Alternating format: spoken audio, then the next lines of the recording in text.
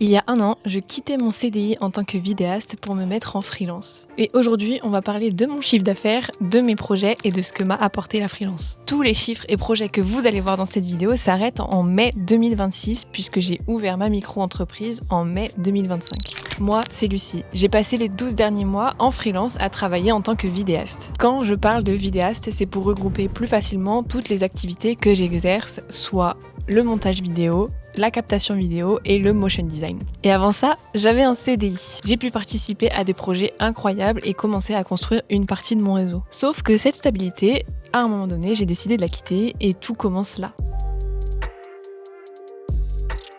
Comme je vous le disais, en avril 2025, je quitte mon CDI pour ouvrir ma micro-entreprise le mois suivant. Tous les papiers sont prêts, j'ai fait ma demande d'ACRE, d'ARS, de chômage, de tout ce que vous voulez. Me voilà officiellement en freelance et malgré le fait que j'ai regardé un nombre incalculable de vidéos qui m'expliquent comment trouver mes premiers clients, je suis perdue. Mon premier projet en tant que freelance m'arrive grâce à une ancienne collègue de mon CDI justement. C'est une vidéo du style émission télé de pop culture sur la chaîne de Popslay. Sur cette vidéo, j'ai dû m'occuper du montage, d'animer la vidéo grâce à du motion design en respectant une DA en partie déjà créée, du sound design, du mixage son, de gérer 5 micros et 6 caméras si je me souviens bien. Ça a été un projet hyper enrichissant et en plus c'était le premier projet où je pouvais travailler de là où je voulais. Je commençais déjà à voir un peu les bienfaits de la freelance.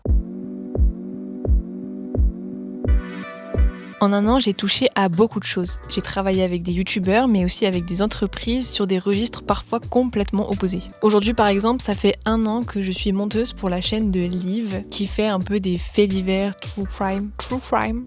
Sorry, c'est pas, l'accent là est pas ouf là. Et en même temps, je travaille aussi avec Le Meilleur pour mon lapin, 2 univers totalement différents et c'est ça qui fait que je ne m'ennuie jamais et que j'apprends tous les jours. Donc concrètement sur cette année 2025-2026, j'ai fait du montage vidéo, évidemment, c'est mon cœur de métier, de la captation, donc principalement des tournages événementiels, du motion design, animation d'intro, de transition, de logo ou des vidéos d'infographie qui sont des vidéos complètement en motion design, et aussi de la formation. C'était pas du tout prévu de base, mais j'ai été intervenante dans une école pendant 1 mois pour apprendre aux élèves à utiliser Premiere Pro et les bases d'After Effects.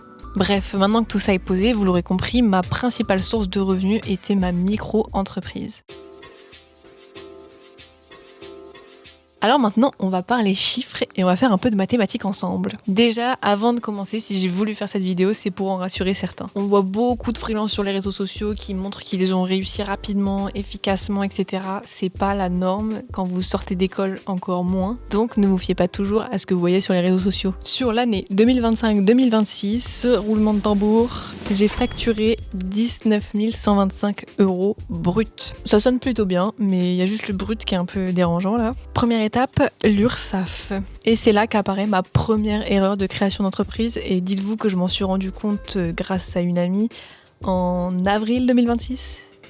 Donc vraiment, j'y étais quoi. Mon code APE. Le code APE détermine votre catégorie d'activité et donc votre taux de cotisation à l'URSSAF. J'ai déclaré pendant 1 an en tant que BNC au lieu de BIC. Heureusement, la première année, on a le droit à l'ACRE, ce qui a limité la casse dans mon cas. J'enlève donc 12,30% de mes 19 125 €.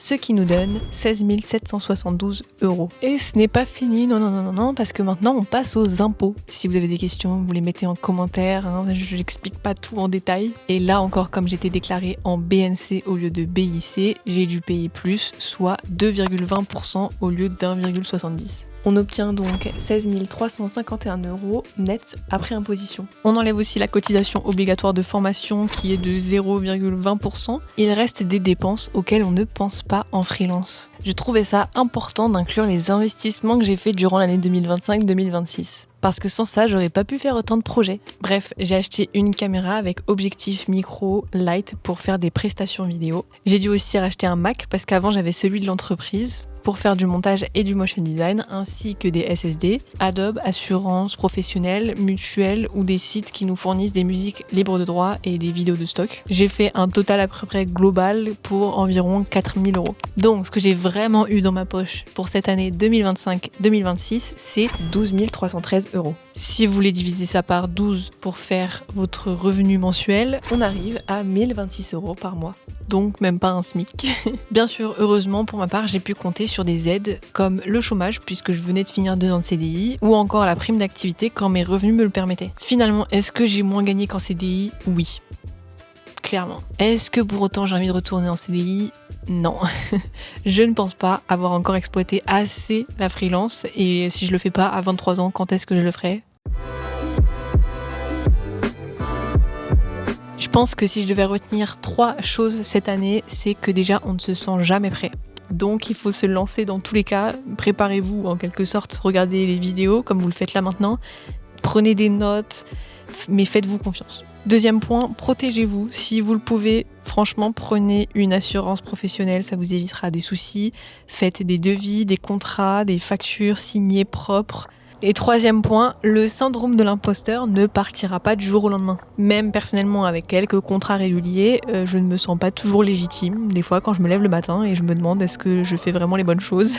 En tout cas, si vous avez aimé cette première vidéo sur ma chaîne YouTube, n'hésitez pas à la liker et à vous abonner. Je crois que c'est comme ça qu'on fait. Maintenant que j'ai monté pas mal de vidéos, je commence à connaître. On se retrouve dans une prochaine vidéo. Bye bye!